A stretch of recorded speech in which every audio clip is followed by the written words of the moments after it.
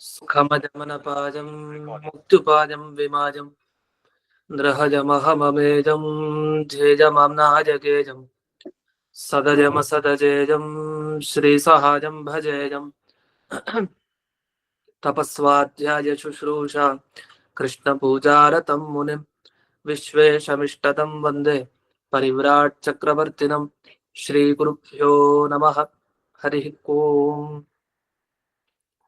श्रियः पत्ते नित्या गणितगुणमाणिक्य विशदप्रभाजालोल्लासोपहत सकलावद्यतमसे जगज्जन्मस्थेमप्रलयरचनाशीलवपुषे नमो शेषाम्नाय स्मृतिहृदयदीप्ताय हरये येन प्रादुरभाविभूमिवलये विस्तारि गोसन्ततिः प्राबोधिश्रुतिपङ्कजं करुणया प्राकाशितत्वं परम् ध्वान्तं ध्वंसमनादिसाधुनिकरश्चाकारि सन्मार्गगः तेनो व्यासदिवाकरेण सततं मात्याजिमेवानसं व्याप्तिर्यस्य निजे निजेन महसा पक्षे सपक्षे स्थितिः व्यावृत्तिश्च विपक्षतोऽथ विषये सक्तिर्न वै बाधिते नैवास्ति प्रतिपक्षयुक्तिरतुलं शुद्धं प्रमाणं समे भूयात् तत्त्वविनिर्णयाय भगवान् आनन्दतीर्थो मुनिः भवति यदनुभावात् तेन मूकोऽपि वाग्मे जडमतिरपि जन्तुर्जायते प्राज्ञमौलिः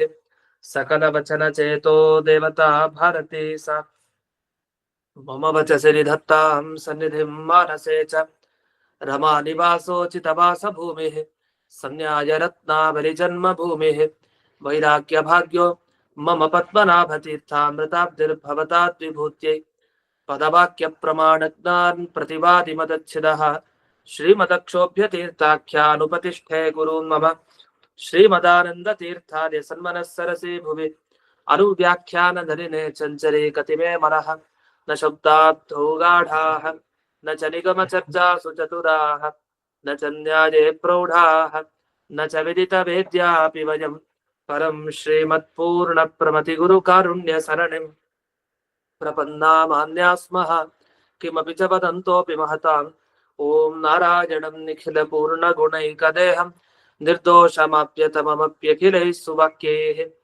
अस्योद्भवादिदमशेषविशेषतोऽपि वन्द्यं सदा प्रियतमं मम सन्नमामि कुपिता हि पणच्छाया समीकृत्या परं सुखं सेवन्ते यत्पदं धीराः तं भजे वल्लभं श्रियः।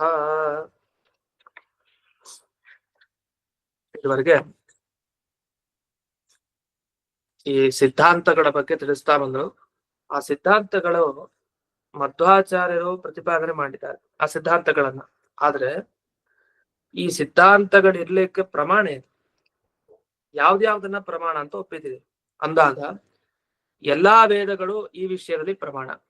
ಅಂದ್ರೆ ಹರಿಸರ್ವೋತ್ತಮ, ವಾಯುಜೀವೋತ್ತಮ, ತಾರತಮ್ಯ, ಮತ್ತೆ ಲಕ್ಷ್ಮೀದೇವಿಯ ನಿರ್ದೋಷತ್ವ, ಹೀಗೆ ಪ್ರತಿಯೊಂದು ವಿಷಯ ಏನ್ ಹಿಂದೆ ಬಂತು ಎಲ್ಲಾ ವಿಷಯಕ್ಕೇನ್ ಪ್ರಮಾಣ ಅಂದ್ರೆ ಸಕಲ ವೇದ ರಾಶಿಗಳೇ ಪ್ರಮಾಣ. ಅದರಿಂದ ಇದು ಪ್ರಾಮಾಣಿಕ ಸತ್ಸಿದ್ಧಾಂತ. ಇದು ಬಹಳ ಪ್ರಮಾಣ ಭೂಯಿಷ್ಠವಾಗಿದೆ ಈ ಸಿದ್ಧಾಂತ, ಸುಮ್ಮನೆ ಅಲ್ಲ, ಬೇಕಾದಷ್ಟು ಪ್ರಮಾಣ ಇದೆ. ಇನ್ನು ಪಂಚರಾತ್ರ, ಸಕಲ ಪಂಚರಾತ್ರ ಪ್ರಮಾಣ. ಯಾಕೆಂದ್ರೆ ಕೆಲವರು ಈ ಪಂಚರಾತ್ರವನ್ನ ಪ್ರಮಾಣ ಅಂತ ಒಪ್ಪಲ್ಲ ಕೆಲವರು, ಅದು ಕೆಲವು ಭಾಗ ಅಂತೂ ಅಪ್ರಮಾಣ ಅಂತ ಒಪ್ತಾರೆ. ಯಾಕೆಂದ್ರೆ ಅಲ್ಲೇನ್ ಮಾಡಿದ್ದಾರೆ, ಜೀವರಿಗೆ ಸೃಷ್ಟಿ ಹೇಳ್ತಾರೆ. ವಸ್ತುತಃ ಜೀವ ಹುಟ್ಟಲ್ಲ, ಜೀವ ಪರಮಾತ್ಮನಂತೆ ಅನಾದಿ, ಅಂದ್ರೆ ಯಾವತ್ತಿನಿಂದಲೂ ಇದ್ದಾನೆ. ಪರಮಾತ್ಮ ಯಾವತ್ತಿದ್ದಾನೋ ಅವತ್ತಿನಿಂದಲೂ ಜೀವ ಇದ್ದಾನೆ. ಜೀವನಿಗೆ ಸೃಷ್ಟಿಯನ್ನ ಹೇಳ್ತಾರೆ ಎಲ್ಲಿ, ಪಂಚರಾತ್ರದಲ್ಲಿ. ಹಾಗಾಗಿ ಪಂಚರಾತ್ರ ಸರಿ ಇಲ್ಲ, ಅದ ಅಪ್ರಮಾಣ ಅಂತ ಹೇಳ್ತಾರೆ. ವಸ್ತುತಃ ಅವ್ರಿಗೆ ಅರ್ಥ ಮಾಡ್ಕೊಳ್ಳಿಕ್ ಬರ್ಲಿಲ್ಲ. ಯಾಕೆಂದ್ರೆ ಅದನ್ನ 2ನೇ ಅಧ್ಯಾಯದಲ್ಲಿ ಹೇಳ್ತಾರೆ, ಸಮರ್ಥನೆ ಮಾಡ್ತಾರೆ. ಅಂದ್ರೆ ಇದೇ ಬ್ರಹ್ಮಸೂತ್ರದಲ್ಲಿ ಪಂಚರಾತ್ರ ಅನ್ನೋದು ಪೂರ್ಣ ಪ್ರಮಾಣ ಅಂತ ಸಮರ್ಥನೆ ಮಾಡ್ತಾರೆ. ಯಾಕಂದ್ರೆ ಪಂಚರಾತ್ರದಲ್ಲಿ ಹೇಳಿದ್ದೇನ್ ವಿಷಯ, ಜೀವರಿಗೆ ಸೃಷ್ಟಿ ಅಂತಂದ್ರೆ ದೇಹ ಸಿಗತ್ತೆ, ಆದ್ರಿಂದ ಜೀವನಿಗೆ ಸೃಷ್ಟಿ ಅಂತ ಅರ್ಥ. ಜೀವರಿಗೆ ನೇರವಾಗಿ ಸೃಷ್ಟಿ ಅಂತಿಲ್ಲ, ಜೀವ ಯಾವತ್ತೂ ಅನಾದಿನೇ. ಆದ್ರೆ ಜೀವನಿಗೆ ದೇಹ ಸಂಬಂಧ ಆದ್ರೆ ಅವನಿಗೆ ಸೃಷ್ಟಿ ಅಂತ ವ್ಯವಹಾರ. ಒಬ್ಬ ಜೀವ ಹುಟ್ಟಿದಾಗ ಏನರ್ಥ, ಅವನಿಗೆ ದೇಹ ಸಿಕ್ತು ಅಂತ ಅಷ್ಟೇ ಅರ್ಥ. ಜೀವ ಹುಟ್ಟಿದ ಅಂದ್ರೆ ಜೀವನ ಸ್ವರೂಪ ಹುಟ್ಟಿತು ಅಂತ ಅರ್ಥ ಅಲ್ಲ, ಇದ್ದ ಸ್ವರೂಪಕ್ಕೊಂದ್ ದೇಹ ಸಿಕ್ತು ಅಂತ ಅರ್ಥ. ಹಾಗೆ ಆ ಇರೋ ಸ್ವರೂಪಕ್ಕೆ ದೇಹ ಹೋಯ್ತು ಅಂದ್ರೆ ಅವನ್ ಸತ್ತ ಅಂತ ಅರ್ಥ ಅಷ್ಟೇ, ಹೊರತು ಜೀವನಿಗೆ ಸಾವು ಹುಟ್ಟು ಯಾವುದು ಇಲ್ಲ. ಆದ್ರಿಂದ ಪಂಚರಾತ್ರದಲ್ಲಿ ಹೇಳಿರೋ ವಿಷಯವನ್ನ ಅರ್ಥ ಮಾಡ್ಕೊಳ್ಳಿಕ್ ಬರ್ದೇನೆ ಅದನ್ನ ಅಪ್ರಮಾಣ ಅಂತ ಹೇಳ್ತಾರೆ ಕೆಲವರು. ಅದರಿಂದ ಅದು ಸರಿ ಇಲ್ಲ. ಅದನ್ನ ಅದ್ವೈತಿಗಳೇ ಹೇಳ್ತಾರೆ ಪಂಚರಾತ್ರ ಅದು ಅಪ್ರಮಾಣ ಈ ಭಾಗಗಳೆಲ್ಲ ಅಂತ ಅದನ್ನ ಖಂಡನೆ ಮಾಡಿದ್ದಾರೆ. ಅಖಿಲಂ ಪಂಚರಾತ್ರಂ, ಸಮಗ್ರ ಪಂಚರಾತ್ರ ಅದು ಪ್ರಮಾಣ. ಯಾಕಂದ್ರೆ ವೈಷ್ಣವತ್ವ ದ್ಯೋತಕ ಅದು ಪಂಚರಾತ್ರ. ಅಂದ್ರೆ ಈ ವಿಷ್ಣುವಿನ ಸಂಬಂಧಪಟ್ಟ ಯಾವ ಧರ್ಮ ಇದೆ, ವಿಷ್ಣುವಿನ ಪೂಜೆ ಹೇಗ್ ಮಾಡೋದು, ವಿಷ್ಣುವಿನ ಧ್ಯಾನ ಮಾಡೋದು ಹೇಗೆ, ವಿಷ್ಣು ಸರ್ವೋತ್ತಮತ್ವ ಹೇಗ್ ಸಿದ್ಧ ಆಗುತ್ತೆ, ಈ ತರ ವಿಷಯಗಳನ್ನ ಪಂಚರಾತ್ರ ಚೆನ್ನಾಗಿ ಹೇಳುದು. ಆದ್ರಿಂದಲೇ ಈ ವೈಷ್ಣವ ದೇವಸ್ಥಾನಗಳೆಲ್ಲ ಪಂಚರಾತ್ರಾಗಮ ಪ್ರಕಾರ ಪೂಜೆ ಆಗುತ್ತೆ. ಪಂಚರಾತ್ರಾಗಮ ಅಷ್ಟು ಮುಖ್ಯ ಈ ವೈಷ್ಣವರಿಗೆ. ಇದು ಮುಂದೆ ಮೂಲ ರಾಮಾಯಣ ತೆಗೆದ್ರು ಕೂಡ ಅಲ್ಲೂ ಈ ಭಗವಂತನ ಪಾರಮ್ಯವನ್ನೇ ಪ್ರತಿಪಾದನೆ ಮಾಡ್ತಾ ಇದ್ದಾರೆ. ಅದೇನು ಅಂತ ಅದ್ರ ವಿವರಣೆಯನ್ನು ತುಂಬಾ ಮಾಡ್ತಾರೆ. ಅದ್ರ ಮೊದಲಿಗೆ ಸಂಕ್ಷಿಪ್ತವಾದ ವಿವರ ಇದು ಮಹಾಭಾರತ. ಭಾರತ ಅಂತ ಅಷ್ಟೇ ಹಾಕಿದ್ದಾರೆ, ಭಾರತ ಅನ್ನೋದು ಮಹಾಭಾರತ ತಗೊಳ್ಬೇಕು. ಇನ್ನು ಅಖಿಲಾ ಸ್ಮೃತಯ, ಎಲ್ಲ ಮನ್ವಾದಿ ಸ್ಮೃತಿಗಳು, ಮನುಸ್ಮೃತಿ, ಯಾಜ್ಞವಲ್ಕ್ಯ ಸ್ಮೃತಿ, ಪಾರಾಶರ ಸ್ಮೃತಿ, ವ್ಯಾಸ ಸ್ಮೃತಿ, ಹೀಗೆ ಪ್ರತಿಯೊಬ್ಬ ಋಷಿಗಳು ಇದು ವೇದದಲ್ಲಿ ಬಂದಿರುವಂತಹದ್ ವಿಷಯ ಅಂತ ಹೇಳಿ ಅದನ್ನ ಆಧಾರ ಇಟ್ಕೊಂಡು ಏನೇನು ಅನೇಕ ಧರ್ಮಶಾಸ್ತ್ರ ಗ್ರಂಥಗಳ ರಚನೆ ಮಾಡಿದ್ದಾರೆ. ಆ ಪ್ರತಿಯೊಂದು ಗ್ರಂಥದಲ್ಲಿ ವಿಷ್ಣುವಿನ ಸರ್ವೋತ್ತಮತ್ವ ಹೇಳೋದೇ ಮುಖ್ಯ. ಇನ್ನು ವೈಷ್ಣವಾದಿ ಪುರಾಣಾದಿ, ವೈಷ್ಣವ ಪುರಾಣಗಳು ಅಂತಹ ಪುರಾಣಗಳು ಅಂದ್ರೆ ಭಾಗವತ ಮುಂತಾದ ಪುರಾಣಗಳಲ್ಲಿ ವಿಷ್ಣು ಸರ್ವೋತ್ತಮತ್ವವನ್ನೇ ಹೇಳಿದರು. ಇನ್ನು ಸಾಂಖ್ಯ ಯೋಗವು ಪರಾವಪಿ, ಪರಸಾಂಖ್ಯ ಪರಯೋಗ, ಶ್ರೇಷ್ಠವಾದ ಸಾಂಖ್ಯಶಾಸ್ತ್ರ, ಶ್ರೇಷ್ಠವಾದ ಯೋಗಶಾಸ್ತ್ರ. ಇನ್ನು ಬ್ರಹ್ಮತರ್ಕ ಅಂತ ವೇದವ್ಯಾಸರು ಬರೆದ ಗ್ರಂಥ, ಮತ್ತೆ ಮೀಮಾಂಸ, ಹೀಗೆ ಅನಂತ ಶಬ್ದ ಸಾಗರ, ಬೇಕಾದಷ್ಟು ಶಬ್ದ ಇದೆ, ಶಬ್ದ ಸಮುದ್ರ. ಇಷ್ಟೆಲ್ಲಾ ಶಬ್ದವನ್ನ ನೋಡಿ, ಇಷ್ಟೆಲ್ಲಾ ಶಾಸ್ತ್ರಗಳನ್ನ ವಿಮರ್ಶೆ ಮಾಡಿ ಅಲ್ಲಿ ಸಿಗೋ ವಿಷಯ ಒಂದು ಹರಿ ಸರ್ವೋತ್ತಮತ್ವ, ಹರಿಯ ನಿರ್ದೋಷತ್ವ, ಲಕ್ಷ್ಮೀ ನಿರ್ದೋಷತ್ವ, ತಾರತಮ್ಯ, ಈ ವಿಷಯಗಳೇ ಸಿಗೋದು ಮುಖ್ಯ ಸಿದ್ಧಾಂತವಾಗಿ. ಇನ್ನು ಬರೀ ಇಷ್ಟೇ ಅಲ್ಲ, ಅನಂತ ಯುಕ್ತ ಯಶ್ಚೈವ, ಬೇಕಾದಷ್ಟು ಅನುಮಾನ ಇದೆ, ಯುಕ್ತಿಗಳಿದೆ, ನಮ್ಗೆ ಲೆಕ್ಕ ಇಲ್ಲ, ಅಷ್ಟು ಅನುಮಾನ ಕೊಡ್ತೀವಿ. ಅದಕ್ಕೆಲ್ಲ ಮೂಲನೂ ಇದೆ. ಸುಮ್ನೆ ಅನುಮಾನ ಅಂದ್ರೆ ಏನೋ ನಮಗೆ ಕಪೋಲ ಕಲ್ಪನೆ ಅಲ್ಲ ಅದು. ಅದಕ್ಕೆ ಮೂಲಭೂತವಾಗಿ ಪ್ರತ್ಯಕ್ಷ ಇದೆ, ಶಾಸ್ತ್ರ ಇದೆ. ಅಷ್ಟೆಲ್ಲ ಈಶ್ವರನ ಪ್ರತ್ಯಕ್ಷ ಇದೆ, ಅದೇ ಪ್ರಮಾಣ.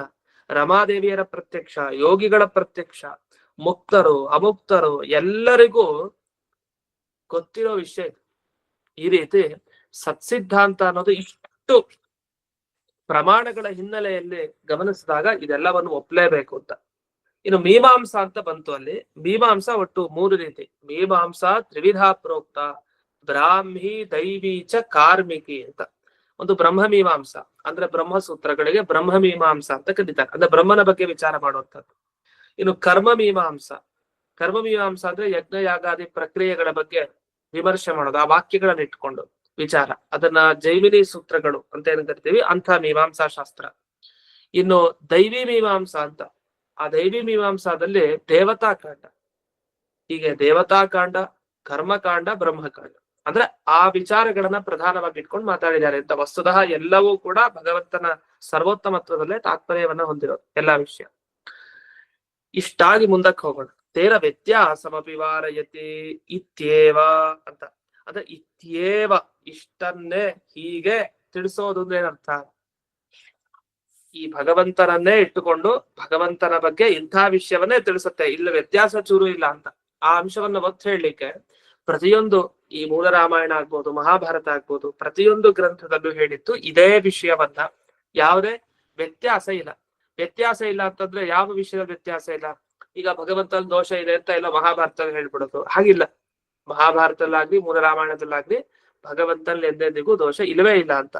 ಆದ್ರಿಂದ ಈ ಮೂಲ ರಾಮಾಯಣ, ವೇದ, ಪಂಚರಾತ್ರ ಇದೆಲ್ಲ ಪೂರ್ಣ ಪ್ರಮಾಣ. ಆದ್ರೆ ಪುರಾಣಗಳಲ್ಲಿ ಮಾತ್ರ ವ್ಯತ್ಯಾಸ ಇದೆ. ಪುರಾಣಗಳಲ್ಲಿ ಎಲ್ಲವನ್ನೂ ಪ್ರಮಾಣ ಅಂತ ತಗೊಳ್ಳೋ ಹಾಗಿಲ್ಲ. ಈಗ 18 ಪುರಾಣ ಇದೆ. 18 ಪುರಾಣದಲ್ಲಿ ಸಾತ್ವಿಕ, ರಾಜಸ, ತಾಮಸ ಅನ್ನೋ ವಿಭಾಗಗಳೇನಿದೆ, ಅದರಲ್ಲಿ ವೈಷ್ಣವ ಪುರಾಣ ಇದೆ, ಅದನ್ನ ಮಾತ್ರ ತಗೊಳ್ಬೇಕು. ಅದನ್ನ ಇಲ್ಲಿ ಆಚಾರ್ಯರು ವೈಷ್ಣವ ಪುರಾಣವನ್ನ ಮಾತ್ರ ತಗೊಳ್ಳಿ, ಅಲ್ಲಿ ಮಾತ್ರ ಈ ಸಿದ್ಧಾಂತಗಳನ್ನ ಹೇಳಿದ್ದಾರೆ ಅಂತ ಸ್ಪಷ್ಟಪಡಿಸಿದ್ದಾರೆ. ಹಾಗಂತ ನಾವು ತಾಮಸ ಪುರಾಣ, ರಾಜಸ ಪುರಾಣ ಓದ್ಬಾರ್ದು ಅಂತಿಲ್ಲ. ಆ ಪುರಾಣಗಳನ್ನು ಬರೆದವ್ರು ವೇದವ್ಯಾಸರೇ. ಆ ಪುರಾಣಗಳಲ್ಲಿ ಓದ್ಬೇಕು. ಆದ್ರೆ ಅಲ್ಲಿ ಎಲ್ಲಿ ವಿಷ್ಣುವಿಗೆ ವಿರುದ್ಧವಾದ ವಿಷಯಗಳನ್ನ ಹೇಳಿರ್ತಾರೆ ಅದನ್ನ ತಗೊಳ್ಳೋ ಹಾಗಿಲ್ಲ. ವೈಷ್ಣವತ್ವಕ್ಕೆ ವಿರುದ್ಧವಾಗಿದ್ರೆ ಅಂತ ಭಾಗ ಅದು ತಪ್ಪು. ಎಷ್ಟೋ ಬಾರಿ ರಾಜಸ ಪುರಾಣದಲ್ಲೂ ಹಾಗೆ ಸಿಗತ್ತೆ. ಅದರಲ್ಲಿ ಕೆಲವೆಲ್ಲ ಚೆನ್ನಾಗಿ ಹೇಳ್ತಾ ಇರ್ತಾರೆ, ದಿಢೀರಂತ ಮಧ್ಯಕ್ಕೆ ಭಗವಂತನಿಗಿಂತ ರುದ್ರ ಸರ್ವೋತ್ತಮತ್ವ ಹೇಳ್ಬಿಡ್ತಾರೆ, ಬ್ರಹ್ಮ ಸರ್ವೋತ್ತಮತ್ವ ಹೇಳ್ತಾರೆ, ಲಕ್ಷ್ಮಿ ಸರ್ವೋತ್ತಮತ್ವ ಹೇಳ್ಬಿಡ್ತಾರೆ. ಆದ್ರೆ ಅಂತ ಭಾಗಗಳನ್ನ ಬಿಟ್ಟು ಮಿಕ್ಕಿದ ಭಾಗವನ್ನು ನೋಡ್ಕೊಂಡು ಹೋಗ್ಬೇಕು. ಅದೆಲ್ಲ ತಾಮಸರಿಗೆ, ರಾಜಸರಿಗೆ, ಅವ್ರಿಗೆ ಅಧೋಗತಿ ಆಗ್ಲಿ ಅಂತ ಆ ರೀತಿ ವಿಷಯಗಳನ್ನ ರಚನೆ ಮಾಡಿದ್ದಾರೆ. ಹಾಗಾಗಿ ವೈಷ್ಣವ ಪುರಾಣಗಳು ಗ್ರಾಹ್ಯ ಅಂದ್ರೆ ವೈಷ್ಣವ ಭಾಗಗಳನ್ನ ತಗೊಳ್ಬೇಕು. ಅದು ಯಾವುದೇ ಪುರಾಣದಲ್ಲಿ. ಆದ್ರಿಂದಲೇ ಇಲ್ಲಿ ಸಾತ್ವಿಕ ಪುರಾಣ ತಗೊಳ್ಳಿ ಅಂತ ಹೇಳಿಲ್ಲ ಮಧ್ವಾಚಾರ್ಯರು. ಏನ್ ಹೇಳಿದ್ರೆ ವೈಷ್ಣವ ಪುರಾಣವನ್ನು ತಗೊಳ್ಳಿ ಅಂತ ಹೇಳಿದ್ದಾರೆ. ವೈಷ್ಣವ ಪುರಾಣ ಅಂದ್ರೆ ವಿಷ್ಣು ಭಾಗಗಳು ಎಲ್ಲೆಲ್ಲಿದೆಯೋ ಯಾವ್ಯಾವ ಪುರಾಣದಲ್ಲಿ ಅದನ್ನೆಲ್ಲ ತಗೊಳ್ಳಿ ಅಂತ ಅರ್ಥ. ಇನ್ನು ಈ ಸಾಂಖ್ಯಶಾಸ್ತ್ರ ಮತ್ತೆ ಯೋಗಶಾಸ್ತ್ರ. ಸಾಂಖ್ಯಶಾಸ್ತ್ರ ಅಂದ್ರೆ ಕಪಿಲ ಋಷಿಗಳು ಮಾಡಿದ ಸಾಂಖ್ಯಶಾಸ್ತ್ರ. ಈ ಕಪಿಲ ನಾಮಕ ಪರಮಾತ್ಮ ಪ್ರಣೀತವಾದ ಸಾಂಖ್ಯಶಾಸ್ತ್ರ ಹೊರತು ಇನ್ನೊಬ್ಬ ಕಪಿಲ ಇದ್ದಾನೆ. ಆ ಕಪಿಲ ಅದೇ ಹೆಸರಿನ ಕಪಿಲನೇ, ಅದೇ ಶಿಷ್ಯ ಅಂದ್ರೆ ಹೆಸರಿನ ರೀತಿಯ ಆಸುರಿ ಅಂತ ಒಬ್ಬ ಶಿಷ್ಯ. ಅವನಿಗೆ ಕಪಿಲ ಉಪದೇಶ ಕೊಡ್ತಾನೆ. ಇದು ದುಷ್ಟ ಕಪಿಲ, ಇವನು ಒಳ್ಳೆಯವನಲ್ಲ. ಪರಮಾತ್ಮ ಯಾವ ಕಪಿಲಾವತಾರವನ್ನ ಎತ್ತಿದರೆ ಅವನು ಮಾಡಿದ ಸಾಂಖ್ಯಶಾಸ್ತ್ರ ತಗೊಳ್ಬೇಕು. ಅದು ನಮಗೆ ಭಾಗವತದಲ್ಲಿ ಸಿಗತ್ತೆ. ಸಾಂಖ್ಯಶಾಸ್ತ್ರದಲ್ಲಿ ಬಂದ ವಿಷಯಗಳನ್ನ ಕಪಿಲ ದೇವರೇನು ಹೇಳ್ತಾರೆ ಅದು ಭಾಗವತದಲ್ಲಿ ಸಿಗುತ್ತೆ. ಆದ್ರೆ ಈಗ ನಮಗೆ ಸಿಗುವಂತಹ ಸಾಂಖ್ಯಶಾಸ್ತ್ರದಲ್ಲಿ ದೇವರನ್ನೇ ಒಪ್ಪಿಲ್ಲ. ದೇವರೇ ಶಾಸ್ತ್ರ ಬರೀತಾರಂತೆ, ಆದ್ರೆ ದೇವರನ್ನೇ ಒಪ್ಪಿಲ್ಲ. ಆ ಸಾಂಖ್ಯರು ನಿರೀಶ್ವರ ಸಾಂಖ್ಯರು ಅಂತ ಕರೀತಾರೆ. ದೇವರನ್ನ ಒಪ್ಪಲ್ಲ. ಇಡೀ ಜಗತ್ತು ತಾನಾಗೆ ಆಗಿದೆ, ತಾನಾಗೆ ಇದೆಲ್ಲ ಪರಿಣಾಮ ಹೊಂದಿರೋದು. ಹೇಗೆ ನದಿ ಹರಿಬೇಕು ಅಂದ್ರೆ ಯಾರಾದ್ರೂ ನದಿ ತಳ್ಬೇಕಾ? ಯಾರು ತಳ್ಬೇಕಾಗಿಲ್ಲ. ನದಿ ತನ್ಪಾಡಕ್ ತಾನು ಹರಿತಾ ಇದೆ. ಝರಿ ತನ್ಪಾಡಕ್ ಪರ್ವತದಿಂದ ಬೀಳ್ತಾ ಇದೆ. ಹಾಗೆ ಈ ಎಳ್ನೀರು ಅದೆಲ್ಲ ದೃಷ್ಟಾಂತ ಕೊಡ್ತಾನ ಅವನು. ಎಳ್ನೀರನ್ನು ಉದಾಹರಣೆ ಕೊಡ್ತಾನೆ. ನಾರಿಕೇಲ ಫಲ ಉದಾಹರಣೆ ಕೊಟ್ಟು ಅದ್ರ ಒಳಗಡೆ ಆ ನೀರು ಸಿಹಿ ಆಗಿರತ್ತಲ್ಲ, ಯಾರು ಮಾಡಿದ್ದ ಅದನ್ನೆಲ್ಲ? ಸಹಜವಾಗಿದೆ ಪ್ರಕೃತಿಯಲ್ಲೇ. ಅಷ್ಟೇ ಅಲ್ಲ, ಈ ಅಯಸ್ಕಾಂತ ಮ್ಯಾಗ್ನೆಟ್ ಅದನ್ನು ಉದಾಹರಣೆ ಕೊಡ್ತಾನೆ. ಆ ಸಾಂಖ್ಯ ಈ ದುಷ್ಟ ಕಪಿಲ ಅವನು ಉದಾಹರಣೆ ಕೊಡ್ತಾನೆ. ಹೇಳ್ತಾನೆ ಆ ಮ್ಯಾಗ್ನೆಟ್ ಅಲ್ಲಿ ತನ್ನಲ್ಲೇ ಶಕ್ತಿ ಇದೆ, ಅದನ್ನ ಆಕರ್ಷಣೆ ಮಾಡುವಂತ ಶಕ್ತಿ ಅದು ತಾನಲ್ಲೇ. ಹಾಗಾಗಿ ಅದ್ರಲ್ಲಿ ಯಾರು ಶಕ್ತಿಯನ್ನು ಇಟ್ಟಿದ್ದು? ತನ್ನಲ್ಲೇ ಇದೆ. ಹಾಗಾದ್ರೆ ಎಲ್ಲವೂ ಕೂಡ ಪ್ರಕೃತಿಯಲ್ಲೇ ಆ ಶಕ್ತಿ ತುಂಬಿಕೊಂಡಿದೆ. ಪ್ರಕೃತಿ ತಾನಾಗಿ ಎಲ್ಲ ಕೆಲಸವನ್ನ ಮಾಡುತ್ತೆ. ಹಾಗೆ ಹಸುವಿನಿಂದ ಹಾಲು ಸಿಗತ್ತೆ. ಆ ಹಾಲು ತಾನಾಗೆ ಇದು ಸುರಿಯೋದಂತೆ. ಯಾವುದು ಆ ಹಾಲು, ಹೊರತು ಆ ಹಸುವಿನ ಪ್ರಯತ್ನ ಇಲ್ಲ. ಅದ್ ಹಾಗೆ ಆಗತ್ತಂತೆ. ಇಲ್ಲಾಂದ್ರೆ ಅದು ಪ್ರಕೃತಿ ತಾನೇ ಜನರಿಗೆ ಒಳ್ಳೇದಾಗ್ಲಿ ಅಂತ ತಾನೇ ಎಲ್ಲ ಕೆಲಸ ಮಾಡ್ಕೊಡ್ತಾ ಇದೆ. ಅದ್ರ ಹಿನ್ನೆಲೆಯಲ್ಲಿ ದೇವರನ್ನ ಒಪ್ಪೋ ಅವಶ್ಯಕತೆ ಇಲ್ಲ ಅಂತ ಕೆಲವು ಸಾಂಖ್ಯರು ಒಪ್ತಾರೆ. ಕೆಲವರು ಸಾಂಖ್ಯರು ದೇವರನ್ನ ಒಪ್ತಾರೆ. ಆದ್ರೆ ದೇವರು ಹೇಗೆ ಅಂದ್ರೆ ಸುಮ್ನೆ ಒಪ್ಪಬೇಕು ಅಂತ ಒಪ್ಪಿದಾರಂತೆ ಅಷ್ಟೇ. ಅವ್ರು ಅದನ್ನ ಹೇಳ್ತಾರೆ. ಇಡೀ ಪ್ರಕೃತಿನೇ ಕೆಲಸ ಮಾಡೋದು, ಆದ್ರೂ ಒಬ್ಬ ಮನುಷ್ಯ ಬೇಕಲ್ಲ. ಯಾಕಂದ್ರೆ ಪ್ರಕೃತಿ ಅಂದ್ರೆ ಜಡ ಹೇಗ್ ಕೆಲಸ ಮಾಡತ್ತೆ? ಜಡವನ್ನ ಪ್ರೇರಣೆ ಮಾಡ್ಲಿಕ್ಕೆ ಬೇಕಲ್ಲ. ಒಂದ್ ಮೊಬೈಲ್ ಕೆಲಸ ಮಾಡ್ಬೋದು ನಿಜ, ಆದ್ರೆ ಮೊಬೈಲ್ ಹಿಂದೆ ಒಬ್ಬ ವ್ಯಕ್ತಿ ಬೇಕಲ್ಲ. ಈ ರೀತಿ ಒಂದು ಜಡ ಪದಾರ್ಥಗಳ ಹಿಂದೆ ಒಬ್ಬ ಚೇತನ ಬೇಕು. ಆದ್ರೆ ಚೇತನನ ವ್ಯಾಪಾರ ಅಷ್ಟೊಂದಿಲ್ಲ. ಅವನೇನ್ ಕೆಲಸ ಅಂತಂದ್ರೆ ಸುಮ್ನೆ ಇರೋದಷ್ಟೇ, ಇನ್ನೇನ್ ಕೆಲಸ ಇಲ್ಲ. ಈ ತರ ಆ ಪುರುಷ ಅಂತ ಒಂದು ತತ್ವವನ್ನ ಒಪ್ಪಿ ಅವನ ಉದಾಸೀನತೆಯನ್ನ ವರ್ಣಿಸಿದ್ದಾರೆ ಕೆಲವು ಸಾಂಖ್ಯರು. ಅಂತೂ ಅವ ಈಶ್ವರನನ್ನ ಒಪ್ಪಿದ್ರೂ ಅವನಿಗೆ ಗೌರವ ಇಲ್ಲ, ಸ್ಥಾನಮಾನ ಕೊಡ್ಲಿಲ್ಲ ಆ ಸಾಂಖ್ಯಶಾಸ್ತ್ರದಲ್ಲಿ. ಹೀಗೆಲ್ಲ ಇದೆ. ಇಂಥ ಸಾಂಖ್ಯಶಾಸ್ತ್ರವನ್ನ ಇಲ್ಲಿ ಪ್ರಮಾಣ ಅಂತ ತಗೊಳ್ಬೇಡಿ. ಅಂತ ಸಾಂಖ್ಯಶಾಸ್ತ್ರ ಹೇಳ್ತಾ ಇರೋ ವಿಷಯನೇ ಬೇರೆ, ಇಲ್ಲಿ ಮಧ್ವಾಚಾರ್ಯ ಹೇಳಿದ ಸಿದ್ಧಾಂತನೇ ಬೇರೆ. ಹಾಗಾಗಿ ಅದನ್ನ ತಗೊಳ್ಬಾರ್ದು. ಅಷ್ಟೇ ಅಲ್ಲ, ಇನ್ನು ಯೋಗಶಾಸ್ತ್ರ ಅಂದ್ರೆ ಯಾರು? ಪತಂಜಲಿ ಬರೆದ ಯೋಗಶಾಸ್ತ್ರ ಅಲ್ಲ. ಪತಂಜಲಿ ಋಷಿಗಳು ಯೋಗಶಾಸ್ತ್ರ ಬರ್ದಿದ್ದಾರೆ, ಅದನ್ನ ತಗೊಂಡು ಉಪಯೋಗ ಇಲ್ಲ. ಅಲ್ಲಿ ಹೇಳುವಂತ ವಿಷಯಗಳೇ ಬೇರೆ. ಅದು ನಮಗೆ ಸಿದ್ಧಾಂತಕ್ಕೆ ಅನುಕೂಲ ಅದಲ್ಲ.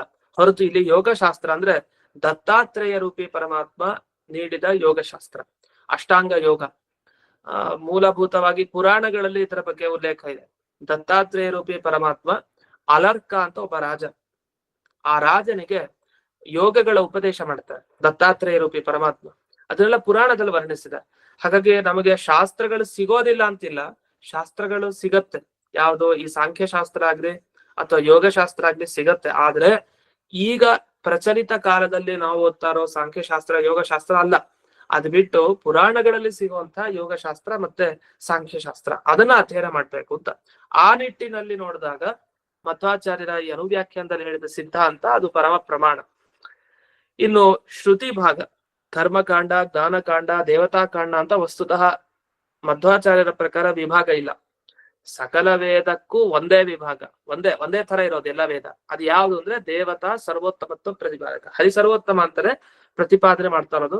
ಮೇಲ್ನೋಟಕ್ಕೆ ಗಮನಿಸಿದಾಗ ಕೆಲವು ವೇದ ವಾಕ್ಯಗಳು ಯಜ್ಞದ ಬಗ್ಗೆ ಜಾಸ್ತಿ ಹೇಳ್ತಾ ಇದೆ, ಕೆಲವು ಈ ದೇವತೆಗಳ ಬಗ್ಗೆ, ದೇವತೆ ಸ್ವರೂಪ ಹೇಗೆ, ಯಾವ ದೇವತೆ ಏನೇನ್ ಮಾಡ್ತಾನೆ, ಅವನ ಘಟನೆಗಳನ್ನೆಲ್ಲ ಹೇಳಲಿಕ್ಕೆ ವೇದ ಮಂತ್ರಗಳಿದೆ ಅಂತ. ವಸ್ತುತಃ ಇಡೀ ವೇದ ಅದು ಭಗವಂತನನ್ನೇ ಹೇಳ್ತಾ ಇರೋದು ಮುಖ್ಯವಾಗಿ. ಯಾಕೆ ಪ್ರತಿಯೊಂದು ಶಬ್ದನೇ ಭಗವಂತನ ಬಗ್ಗೆ ಹೇಳ್ತಾ ಇದೆ ಅಂತ ಮಧ್ವಾಚಾರ್ಯ ಹೇಳ್ತಾರೆ.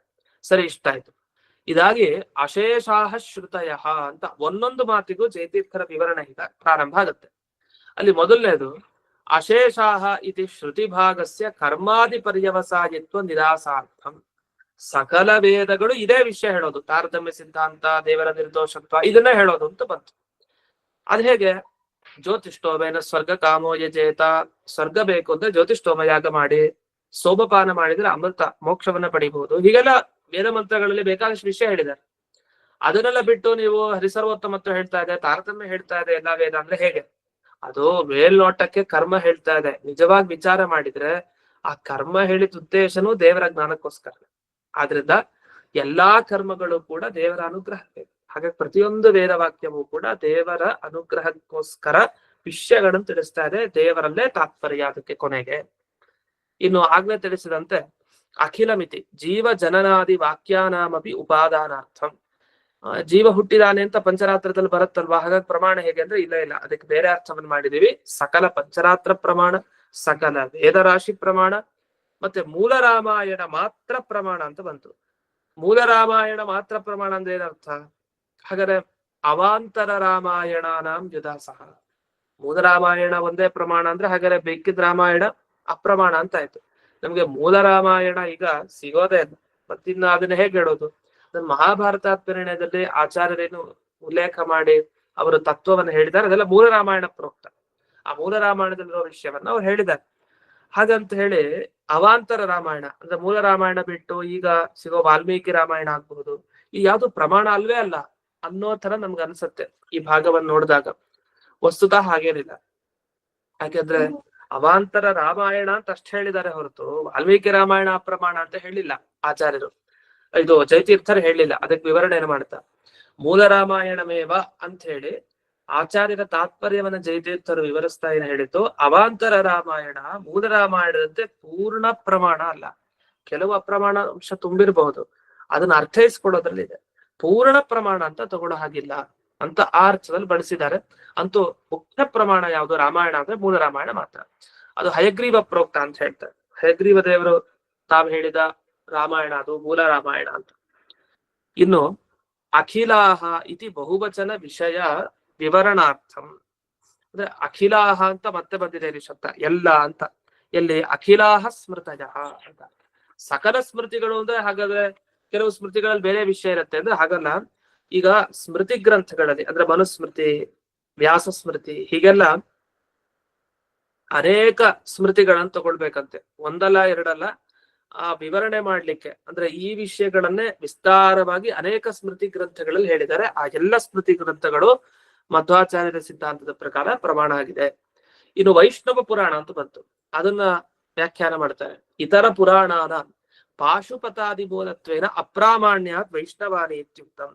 ಕೆಲವು ಪುರಾಣಗಳಿಗೆ ಪಾಶುಪತ ಆಗಮನೇ ಮುಖ್ಯ. ಪಾಶುಪತ ಆಗಮದಲ್ಲಿ ರುದ್ರದೇವರ ಸರ್ವೋತ್ತಮತ್ವ ಹೇಳುವುದೇ ಮುಖ್ಯ. ಅದನ್ನ ಇಟ್ಕೊಂಡು ಅನೇಕ ಪುರಾಣಗಳು ಬಂದಿದೆ. ಅಲ್ಲೆಲ್ಲ ದಧೀಚಿ ಮುಂತಾದ ಋಷಿಗಳೇನಿದ್ದಾರೆ ಅವರೆಲ್ಲ ರುದ್ರದೇವರ ಆಜ್ಞೆಯಿಂದ ಪ್ರವರ್ತನೆ ಮಾಡ್ತಾರೆ, ಆ ಶಾಸ್ತ್ರಗಳ ಪ್ರಚಾರ ಮಾಡ್ತಾರೆ. ಎಲ್ಲ ಅಜ್ಞ ಜನರ ಮೋಹಕ್ಕೋಸ್ಕರ, ದೈತ್ಯರ ಮೋಹಗೊಳ್ಳಿ ಅಂತ ದಧೀಚಿ ಮುಂತಾದ ಋಷಿಗಳು ರುದ್ರದೇವರ ಆಜ್ಞೆಯಿಂದ ಪ್ರವೃತ್ತಿ ಮಾಡ್ತಾರೆ ಎಲ್ಲಾ ಕಡೆ. ಅಂತ ಈ ಪುರಾಣಗಳೆಲ್ಲ ಇದೆ, ಅದೆಲ್ಲ ಪ್ರಮಾಣ ಅಲ್ಲ. ಯಾಕೆ? ಅದಕ್ಕೆಲ್ಲ ಮೂಲ ಏನು? ಪಂಚರಾತ್ರಾಗಮ ಮೂಲ ಅಲ್ಲ, ಅದಕ್ಕೆಲ್ಲ ಪಾಶುಪತ ಆಗಮ ಮೂಲ. ಪಾಶುಪತ ಅಂದ್ರೆ ಹೆಸರೇ ಹೇಳುವಂತೆ ಪಶುಪತಿ ಅಂದ್ರೆ ರುದ್ರದೇವರು ಪ್ರಧಾನ ಅಂತ ಹೇಳುವಂತ ಆಗಮ. ಅದನ್ನ ಪಾಶುಪತ ಆಗಮ ಯಾವ್ದಕ್ ಮೂಲನೋ ಅದೆಲ್ಲ ಪ್ರಮಾಣ ಅಲ್ಲ ಅಂತ ಪುರಾಣ, ಅದು ಅಪ್ರಮಾಣ. ಆದ್ರಿಂದ ವೈಷ್ಣವ ಪುರಾಣ ಅಂತ ಹೇಳಿತ್ತು. ಇನ್ನು ಇದಾದ್ಮೇಲೆ ಪರೌ ಇತಿ, ಪರ ಸಾಂಖ್ಯ ಪರಯೋಗ ಅಂತ ಯಾಕೆ ಹೇಳಿದ್ದು ಅಂದ್ರೆ ಇತ್ತೀಚೆಗೆ ಸಿಗುವಂತ ಅರ್ವಾಚೀನವಾದ ಸಾಂಖ್ಯ ಯೋಗ ಶಾಸ್ತ್ರ ತಗೊಳ್ಬೇಡಿ ಅಂತ ಹೇಳಲಿಕ್ಕೆ. ಇನ್ನು ಯುಕ್ತಯಶ್ಚ, ಯುಕ್ತಿಗಳು ಅಂದ್ರೇನು? ಪ್ರತ್ಯಕ್ಷ ಆಗಮ ಎರಡನ್ನ ಅವಲಂಬಿಸ್ಕೊಂಡು ಹೇಳೋ ಅನುಮಾನ ಎಲ್ಲವೂ ಕೂಡ ಪ್ರಮಾಣ. ಅದ್ರ ಆಭಾಸ ಅನುಮಾನ ತಗೊಳ್ಬೇಡಿ. ಸುಮ್ನೆ ನಾವೇನೋ ಒಂದು ಅನುಮಾನ ಮಾಡಿದ್ರೆ ಪ್ರಮಾಣ ಅಲ್ಲ. ನಾವ್ ಹೇಳೋ ಅನುಮಾನಕ್ಕೆ ಒಂದು ಪ್ರತ್ಯಕ್ಷನೋ ದೊಡ್ಡ ಜ್ಞಾನಿಗಳ ಮಾತೋ ಇವೆಲ್ಲ ಇರ್ಬೇಕು, ಆಗ ಅದು ಪ್ರಮಾಣ ಆಗುತ್ತೆ. ಇನ್ನು ಈಶ್ವರ ಪ್ರತ್ಯಕ್ಷಸ್ಯ ಪ್ರಾಬಲ್ಯಂ. ಈಗ ಇದೆಲ್ಲ ಇರ್ಲಿ, ದೇವರೇ ತನ್ನ ಪ್ರತ್ಯಕ್ಷದಿಂದ ಶಾಸ್ತ್ರ ರಚನೆ ಮಾಡಿದ್ದಾನೆ. ಅವನ ಪ್ರತ್ಯಕ್ಷರೇ ನಮಗ್ ಪ್ರಮಾಣ. ಯಾವ ವಿಷಯದ ಪ್ರಮಾಣ? ಈ ಜಗತ್ ಸತ್ಯ, ತಾರತಮ್ಯ ಸತ್ಯ, ಭೇದ ಸತ್ಯ, ಇದೆಲ್ಲ ಸತ್ಯ ಅಲ್ಲಿಗೆ ಭಗವಂತನ ಪ್ರತ್ಯಕ್ಷನೂ ಕೂಡ ಪ್ರಮಾಣ. ಇದು ಕರ್ಮಕಾಂಡಾದಿಗಳು ಕೂಡ ಅದೇ ಅರ್ಥವನ್ನ ಭಗವಂತನನ್ನೇ ಪ್ರತಿಪಾದನೆ ಮಾಡ್ತಾ ಇರೋದು ಅಂತ. ಇಷ್ಟಾಗಿ ಕರ್ಮಾದೇಹ ಉತ್ಥಾನಾರ್ಥತ್ವೇಪಿ ಉತ್ತಮೋರ್ಥೋಜಮಿತಿ ಭಾವ. ಇಲ್ಲಿ ಕರ್ಮಾದಿಗಳು ಉತ್ಥಾನಾರ್ಥ ಅಂತ ಒಂದು ಶಬ್ದ ಬಿಡಿಸ್ತಾರೆ. ಉತ್ಥಾನ ಅನ್ನೋ ಶಬ್ದಕ್ಕೆ ಮೇಲ್ಭಾಗದಲ್ಲಿ ಅಂತ ಅರ್ಥ. ಮೇಲ್ಭಾಗ ಅಂದ್ರೆ ಆಪಾತತಃ, ಮೇಲ್ನೋಟಕ್ಕೆ ನೋಡಿದಾಗ ಒಂದು, ನಿಜವಾಗಿ ವಿಚಾರ ಮಾಡಿದಾಗ ಈಗ ಆಚಾರ್ಯ ಹೇಳಿದ ಸಿದ್ಧಾಂತನೇ ಉತ್ತಮವಾದ ಅರ್ಥ ಅದಕ್ಕೂ. ಅದನ್ನ ಉತ್ಥಾನಾರ್ಥತ್ವೇಪಿ ಅಂತ ಶಬ್ದ ಬಳಸಿದ್ದಾರೆ. ಉತ್ಥಾನ ಅಂದ್ರೆ ಮೇಲ್ಮುಖವಾಗಿ, ಅಂದ್ರೆ ಒಂದು ವಾಕ್ಯವನ್ನ ಮೇಲ್ನೋಟಕ್ಕೆ ಓದಿದಾಗ ಒಂದ್ ಅರ್ಥ ಆಗುತ್ತೆ, ಸ್ವಲ್ಪ ವಿಚಾರ ಮಾಡಿದಾಗ ಆಳಕ್ಕೆ ಇಳಿದ್ರೆ ಇನ್ನೊಂದು ಅರ್ಥ ಆಗುತ್ತೆ. ಆ ತರ ನೋಡ್ಬೇಕು. ಮೇಲ್ನೋಟಕ್ಕೆ ವೇದ ವಾಕ್ಯಕ್ಕೆ ಕರ್ಮಗಳೇ ಅರ್ಥ ಅಷ್ಟೇ. ಇನ್ನು ವೇದಾದೀನ ಮನೆತಾ ವ್ಯಾಖ್ಯಾನ. ಇನ್ನು ವೇದಾದಿ ಶಾಸ್ತ್ರಗಳನ್ನ ಯಾವತ್ತೂ ಕೂಡ ಬೇರೆ ಬೇರೆ ಅರ್ಥ ಮಾಡ್ಲಿಕ್ಕೆ ಬರಲ್ಲ. ಅದಕ್ಕೆ ಅರ್ಥ ಮಾಡ್ಬೇಕಾಗಿತ್ತು ಆದೋ ಅಂತೇಚ ಮಧ್ಯೇಚ, ಮೊದಲಿಗೆ ಕೊನೆಗೆ ಮಧ್ಯಕ್ಕೆ ಎಲ್ಲಿ ನೋಡಿದ್ರು ವಿಷ್ಣುವಿನ ಸರ್ವೋತ್ತಮತ್ವ ಹೇಳಲಿಕ್ಕೆ ವೇದ ಮಂತ್ರಗಳೆಲ್ಲ ಹೊರಟಿದೆ ಅಂತ. ಇಷ್ಟು ಆಚಾರ್ಯರ ಸಿದ್ಧಾಂತದಲ್ಲಿ ಯಾವ್ದ್ಯಾವ್ದು ಪ್ರಮಾಣ ಅಂತ ತಿಳಿಸ್ತಾ ಬಂದಿದೆ. ಆದ್ರಿಂದ ಇಂಥ ಶಾಸ್ತ್ರಗಳ ಅಭ್ಯಾಸವನ್ನು ಮಾತ್ರ ಮಾಡ್ಬೇಕಂತೆ ವಸ್ತುತಃ. ಬೇರೆ ಶಾಸ್ತ್ರಗಳನ್ನ ಅಭ್ಯಾಸ ಮಾಡಬಾರ್ದು. ಮಾಡಿದ್ರೆ ದೊಡ್ಡ ದೋಷ ಅಂತ ಹೇಳ್ತಾರೆ. ದುಶಾಸ್ತ್ರಗಳ ತ್ಯಾಗವನ್ನ ಮಾಡ್ಬೇಕು, ಸಚ್ಚಾಸ್ತ್ರಗಳ ಅಧ್ಯಯನ ಮಾತ್ರ ಮಾಡ್ಬೇಕು ಅಂತ ಈ ತರ ವಿಧಾನವನ್ನು ಕೂಡ ಮುಂದೆ ಮಾಡ್ತಾರೆ. ಇನ್ನು ಅನೇಕ ವಿಷಯಗಳಿವೆ, ಅದೆಲ್ಲವನ್ನು ಮುಂದಿನ ಪಾಠದಲ್ಲಿ. ಅದು ನಾಳೆ ಪಾಠ ಇದೆ. ನಾಳೆ ಪ್ರದೋಷ ಇಲ್ಲ, ಅದು ನಾಳೆ ಪಾಠ ಇದೆ. ಹರಿವಾಸರ ಇರೋದ್ರಿಂದ ನಾಳೆ ಪಾಠ ಇದೆ. ನಾಡಿದ್ದು ಪಾಠ ಬೇಡ, ಅದು ಮತ್ತೆ ಮೆಸೇಜ್ ಅನ್ನ ಹಾಕ್ಲಾಗತ್ತೆ. ನಾಳೆ ಪಾಠ ಇದೆ, ನಾಡಿದ್ದು ಪಾಠ ಇಲ್ಲ ಅಂತ ತಿಳಿಸ್ತಾ ಈ ಪಾಠವನ್ನ ಅಸ್ಮತ್ ಗುರುವಂತರ್ಗತ ವ್ಯಾಸತೀರ್ಥ ಗುರುವಂತರ್ಗತ ಭಾರತೀಯ ರಮಣ ಮುಖ್ಯ ಪ್ರಾಣಾಂತರ್ಗತ ಶ್ರೀಮನ್ ಮೂಲ ಗೋಪಾಲಕೃಷ್ಣನಿಗೆ ಅರ್ಪಣೆಯನ್ನು ಮಾಡ್ತೇನೆ. ಶ್ರೀಕೃಷ್ಣ ಅರ್ಪಣೆ. ನಮಸ್ಕಾರ ಆಚಾರ್ಯ. ನಮಸ್ಕಾರ ಆಚಾರ್ಯ.